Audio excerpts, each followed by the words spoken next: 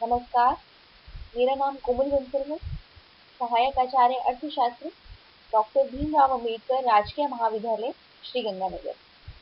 आज हम एक बहुत महत्वपूर्ण विषय जिससे हमारी दिनचर्या की शुरुआत होती है, ये कहें कि जिसकी चर्चा किए बिना हमारी जो रोजमर्रा की दिन है वो खत्म ही नहीं होता। सुबह के न्यूज़पेपर से लेकर रात के सोने तक एक विषय है जो हमेशा चर्चित रहता है। आज उसी पर हम बात करेंगे, जिसका नाम है इन्फ्लेशन, मुद्रास्फीति। आशा करती हूँ कि इस वीडियो से आप सभी लाभान्वित होंगे। मुद्रास्फीति से संबंधित अवधारणाएं, मुद्रास्फीति कैसे होती है। पहले मैं आपको एक एग्जांपल देके समझाऊंगी। मान लीजिए जैसे अब जुलाई का महीना चल रहा है, आप किसी स्टेशनरी की शॉप पर जाइए और आपके पास 10 रुपए हैं और आपकी परचेजिंग पावर 2 पेन खरीदने की है, तो आप 10 रुपए देकर 2 पेन खरीद लेंगे। लेकिन अगले ही महीने जब अगस्त में आप जाएंगे तो 10 रुपए में 2 पेन की बजाय 1 पेन आए। इसका क्या तात्पर्य है कि वस्तु का मूल्य जो है बढ़ चुका है और आपकी जो क्रय शक्ति है, परचेजिंग पावर है, वो कम हो चुकी है। जब वस्तु का मूल्य बढ़ जाए लेकिन क्रय शक्ति कम हो जाए तो उसे मुद्रास्फीति कहते हैं। मुद्रास्फीति से अभिप्राय दीर्घकाल में सामान्य कीमत स्तर में वृद्धि से है। जब अर्थव्यवस्था में वस्तुओं और सेवाओं की आपूर्ति की अपेक्षा उसकी मांग अधिक हो जाती है तो कीमतें सतत रूप से बढ़ती हैं और मुद्रा का मूल्य घट जाता है, जिसे मुद्रास्फीति कहते हैं। जब कीमतों की सामान्य स्तर में लगातार वृद्धि हो तो वो मुद्रास्फीति की अवस्था है। दूसरे शब्दों में हम कह सकते हैं कि मुद्रा के मूल्य या क्रय शक्ति का कम होना या कमजोर होना मुद्रास्फीति की अवस्था है। आपकी परचेजिंग पावर कम हो रही है। जहां पेट्रोल पहले 70 रुपीज, 75 रुपीज, 80 रुपीज का आता था, अब 92 रुपीज का हो रहा है। मतलब आप 92 रुपीज दोगी तब 1 लीटर पेट्रोल मिलेगा। परचेजिंग पावर जो है वो कम हो रही है, तो इसका मतलब कि महंगाई बढ़ रही है, मुद्रास्फीति बढ़ रही है। मुद्रास्फीति के कारण आगतों की कीमत तथा ब्याज दर में वृद्धि होती है। जब अर्थव्यवस्था में वस्तुओं और सेवाओं की आपूर्ति की अपेक्षा मुद्रा की आपूर्ति अधिक हो, अर्थात वस्तुओं और सेवाओं की आपूर्ति की अपेक्षा उसकी मांग अधिक हो जाती है, तो कीमतें सतत रूप से बढ़ती हैं और मुद्रा का मूल्य घट जाता है। इसे ही मुद्रास्फीति कहते हैं। मुद्रास्फीति में क्या होता है, वस्तु की मांग बढ़ जाती है, हम डिमांड बढ़ा देते हैं और वस्तु की आपूर्ति जो है कम हो जाती है, सप्लाई कम हो जाती है, तो कीमत ऑटोमेटिकली इंक्रीज हो जाती है। अब पेट्रोल की जो मांग है वो तो ज्यादा है, लेकिन जो सप्लाई है वो कम है, तो प्राइसेस क्या है, बढ़ गए। प्राइसेस बढ़ गए तो ये जो कंडीशन है ये क्या है, इन्फ्लेशन की कंडीशन है। इसे ही हम मुद्रास्फीति कहते हैं। जब ये मुद्रास्फीति से संबंधी अवधारणाएं कर रही हैं, पहला पॉइंट है मुद्रास्फीति का, और आने वाली स्लाइड्स में हम मुद्रास्फीति, विस्फीति के बारे में चर्चा करेंगे, जो भी मुद्रास्फीति के साथ साथ इम्पोर्टेंट है। अब बात आती है मुद्रा अपस्फीति किसे कहते हैं। इसे इंग्लिश में डिसइंफ्लेशन भी कहते हैं। अपस्फीति, विस्फीति, डिसइंफ्लेशन तीनों सिनोनिम्स हैं, एक ही बात है। मुद्रा अपस्फीति से मतलब होता है जब मुद्रास्फीति पर नियंत्रण लगाने की अवस्था है, जिसके तहत कीमतों को धीरे धीरे घटाकर सामान्य स्तर पर लाने का प्रयास किया जाता है। जैसे अर्थव्यवस्था में मुद्रास्फीति चल रही है, लेकिन ऐसी कोशिश की जाएगी कीमतें धीरे धीरे घटे और सामान्य स्तर पर आए। इसमें मुद्रास्फीति की दर कम होती जाती है किंतु सकारात्मक बनी रहती है। ऐसे नहीं है कि अर्थव्यवस्था में मुद्रास्फीति नहीं रहेगी, कम होगी लेकिन सकारात्मक बनी रहेगी। यह सरकार की मौद्रिक व राजकोषीय उपायों का एक भाग है कि गवर्नमेंट कैसे जो मॉनेटरी पॉलिसी अपनाती है, फिस्कल पॉलिसी अपनाती है मुद्रास्फीति को कम करने के लिए, प्रोसीजर है उसका। यह अपस्फीति की तरह अर्थव्यवस्था के लिए हानिकारक नहीं है। यह अपस्फीति के लिए, अपस्फीति मतलब डिफ्लेशन, जो थर्ड पॉइंट यहाँ शो हो रहा है, मुद्रा अपस्फीति, उसकी तरह हानिकारक नहीं है अपस्फीति। अपस्फीति मुद्रास्फीति को कंट्रोल करने की अवस्था है, जबकि अपस्फीति क्या है इसके बारे में अब पढ़ेंगे। मुद्रा संकुचन स्लैश मुद्रा अपस्फीति, इसे कहते हैं डिफ्लेशन। जब अर्थव्यवस्था में वस्तुओं और सेवाओं की आपूर्ति की अपेक्षा उसकी मांग कम हो जाती है, यहाँ उल्टा है संकुचन में, कि सप्लाई बढ़ जाए और डिमांड कम हो जाए। मुद्रास्फीति क्या होती है? जब डिमांड इंक्रीज हो जाए और सप्लाई कम हो जाए। और मुद्रा संकुचन क्या होता है? जब डिमांड जो है वो कम हो जाए और सप्लाई इंक्रीज हो जाए। इसे कहते हैं मुद्रा संकुचन, मुद्रा का सिकुड़ना या मुद्रा अपस्फीति, डिफ्लेशन।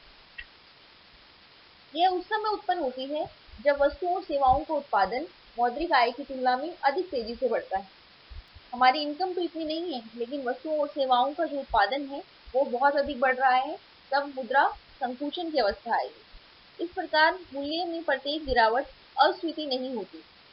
यह मुद्रास्फीति की ठीक विपरीत स्थिति है। इस स्थिति में मुद्रास्फीति की दर शून्य से नीचे तथा नकारात्मक होती है। फोर्थ पॉइंट है मुद्रा संस्फीति, इसे कहते हैं रिफ्लेशन। सेकंड को कहते हैं डिसइंफ्लेशन, थर्ड को कहते हैं डिफ्लेशन एंड फोर्थ को कहते हैं रिफ्लेशन। यह मुद्रा अस्फीति पर नियंत्रण लगाने की अवस्था है, जिसके तहत बहुत नीचे गिरी हुई कीमतों को धीरे धीरे बढ़ाकर सामान्य स्तर पर लाने का प्रयास किया जाता है। इसके तहत करों में कटौती, ब्याज दरों में कमी आदि करके अर्थव्यवस्था में मुद्रा की आपूर्ति को बढ़ाया जाता है। मुद्रा संस्फीति की अवस्था अर्थव्यवस्था में बेरोजगारी की समस्या को कम करने या वस्तुओं और सेवाओं की मांग को बढ़ाने के लिए सरकार द्वारा जानबूझकर लाई जाती है, जिससे अर्थव्यवस्था में आर्थिक गतिविधियों एवं आर्थिक समृद्धि की दर को बढ़ाया जा सके। दूसरे शब्दों में, जब अर्थव्यवस्था मंदी की स्थिति की समस्या का सामना कर रही है, तो सरकार द्वारा अर्थव्यवस्था में मुद्रा की आपूर्ति में वृद्धि की जाती है एवं कुछ वस्तुओं के मूल्य में अचानक अस्थायी वृद्धि की जाती है। इस प्रकार की जाने वाली अस्थायी वृद्धि मुद्रा संस्फीति के रूप में जानी जाती है। मतलब डिफ्लेशन को कंट्रोल करने की जो टेक्निक है वो क्या है? मुद्रा संस्फीति। मुद्रा संकुचन को कौन कंट्रोल करेगा? मुद्रा संस्फीति। और मुद्रास्फीति को मुद्रा अपस्फीति। नेक्स्ट है निस्पंदन या मंदीगत मुद्रास्फीति। जब अर्थव्यवस्था में मंदी और स्फीति दोनों की स्थितियां साथ साथ दिखाई दी। निस्पंदन या मंदीगत मुद्रास्फीति को इंग्लिश में स्टैगफ्लेशन कहते हैं। 1980 में ये शब्द जो है बहुत चर्चित रहा है, स्टैगफ्लेशन, क्योंकि तब ये स्थिति देखी गई थी कि मुद्रास्फीति भी है और बेरोजगारी भी है। एक तरफ मुद्रास्फीति है और एक तरफ बेरोजगारी है, मंदी है, तो ये दोनों कंडीशन जो है वो साथ साथ रही, तो उसे कहते हैं स्टैगफ्लेशन। निस्पंदन की स्थिति, मुद्रास्फीति की दर ऊंची, आर्थिक समृद्धि की दर नीची, बेरोजगार की दर स्थिर रूप से ऊंची बनी रहती है। अब इसमें क्या है कि बेरोजगारी की दर जो है वो स्थिर रूप से ऊंची बनी रहेगी, मुद्रास्फीति की दर भी ऊंची बनी रहेगी और आर्थिक समृद्धि की दर नीची बनी रहेगी। ये दोनों कंडीशन जब इन्फ्लेशन प्लस अनएम्प्लॉयमेंट मिल जाते हैं तो उसे कहेंगे हम स्टैगफ्लेशन। इसे नियंत्रित करना कठिन होता है, क्योंकि जहाँ बेरोजगारी को दूर करने के लिए अगर हमें अनएम्प्लॉयमेंट दूर करना है तो मांग में वृद्धि करनी पड़ेगी, लेकिन जब मांग में वृद्धि होगी तो ऑटोमेटिकली क्या होगा? इन्फ्लेशन बढ़ेगा। तो ये जो एक टिपिकल प्रॉब्लम आती है कि कैसे हम स्टैगफ्लेशन को दूर करें। बहुत इंपॉर्टेंट टर्म है स्टैगफ्लेशन, आप सबको इसके बारे में पता होना चाहिए। नेक्स्ट है स्क्यूफ्लेशन। स्क्यूफ्लेशन क्या होता है? जब अर्थव्यवस्था में एक साथ मुद्रास्फीति और मुद्रा संकुचन की स्थिति हो, एक तरफ तो मुद्रास्फीति हो रही हो और एक तरफ मुद्रा संकुचन हो रहा हो, तो इसे कहते हैं स्क्यूफ्लेशन। इसमें मुद्रा वृद्धि से तात्पर्य समस्त वस्तुओं के मूल्य वृद्धि से नहीं है, बल्कि एक विशेष वस्तु या वस्तुओं के छोटे समूह से होने वाली वृद्धि से। इस स्थिति में कुछ क्षेत्रों में तो ऊंची मुद्रास्फीति की दर या कीमत स्तर में भारी वृद्धि देखी जाती है, जबकि दूसरी ओर कुछ क्षेत्रों में मुद्रा संकुचन या कीमत स्तर में गिरावट देखी जाती है। स्क्यूफ्लेशन मीन्स मुद्रास्फीति प्लस मुद्रा संकुचन। इस स्लाइड में हम मुद्रास्फीति के प्रकारों के बारे में जानेंगे, टाइप्स ऑफ इन्फ्लेशन। सबसे पहले हम बात करेंगे रेंगती हुई मुद्रास्फीति या मंद मुद्रास्फीति। इसे इंग्लिश में क्रीपिंग इन्फ्लेशन कहते हैं। जब मुद्रास्फीति की दर 3% या उससे भी कम होती है तब उसे कहेंगे रेंगती हुई मुद्रास्फीति। यह मुद्रास्फीति की का अत्यंत मंद रूप है। ये सामान्यतः ऐसी स्थिति विकसित देशों में पाई जाती है। चलती हुई मुद्रास्फीति, चलती हुई मुद्रास्फीति को इंग्लिश में कहते हैं वॉकिंग इन्फ्लेशन। जब मुद्रास्फीति की दर मंद मुद्रास्फीति की दर से तो अधिक होती है, किंतु ये 3 से 10% के बीच में होती है। रेंगती हुई मुद्रास्फीति होती है 3% तक और चलती हुई होती है 3 से 10% तक। चलती हुई मुद्रास्फीति की मंद गति भारत जैसे विकासशील देशों के लिए अच्छी मानी गई। नेक्स्ट है दौड़ती हुई मुद्रास्फीति। बढ़ती हुई कीमतों की दर में तीव्र गति को दौड़ती हुई मुद्रास्फीति कहा जाता है, अर्थात जब मुद्रास्फीति की दर 10 से 20% के बीच में होती है तो उसे दौड़ती हुई मुद्रास्फीति कहते हैं। इस स्थिति में सरकार द्वारा मजबूत मौद्रिक व राजकोषीय नियंत्रण उपाय किए जाने की आवश्यकता होती है। नेक्स्ट वन इज कूदती हुई मुद्रास्फीति।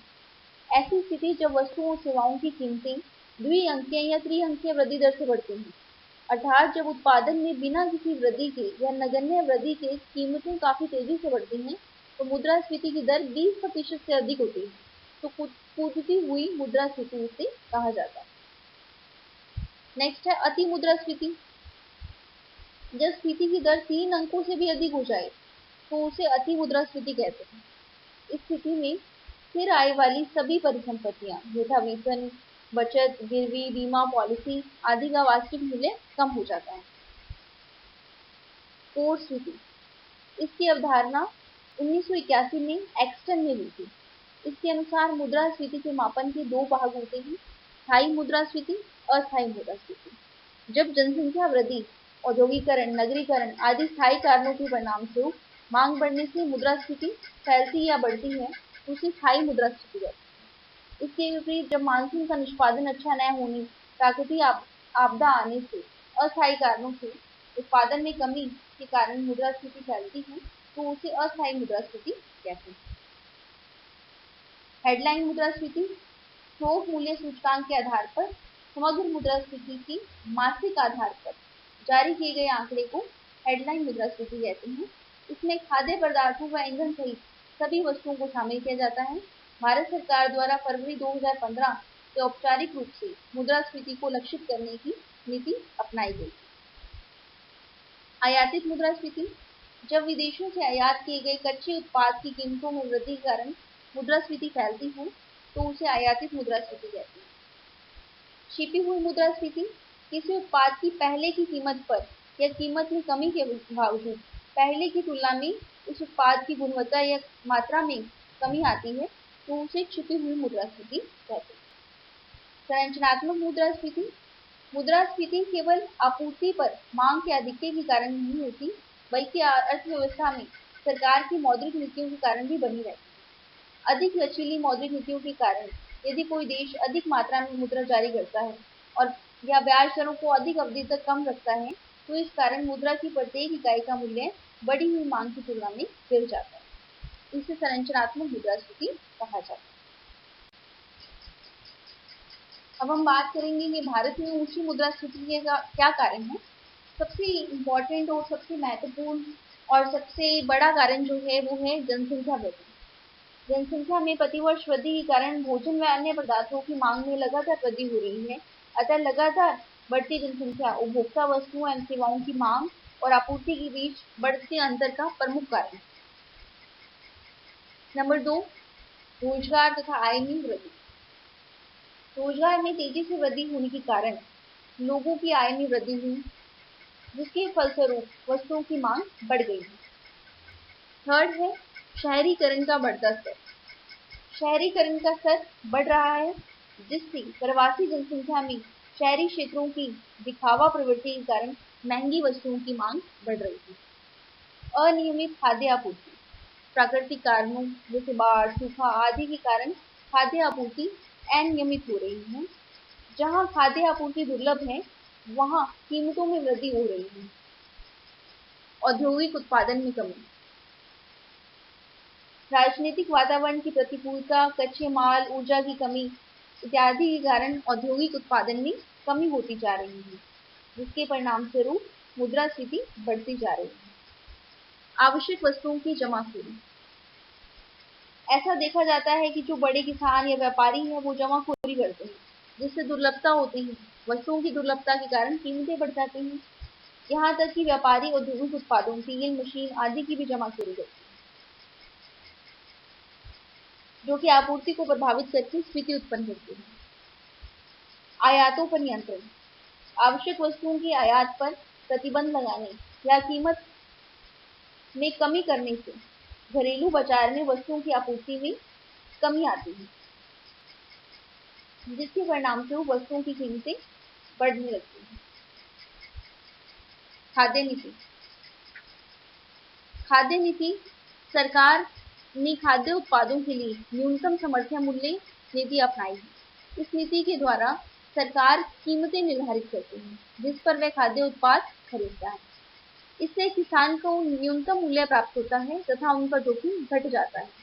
इस नीति का अधिकतम लाभ बड़े किसानों को मिलता है जो सरकार की समर्थन मूल्य बढ़ाने के लिए विवश करते हैं। इससे मूल्य में वृद्धि होती है और स्फीति उत्पन्न होती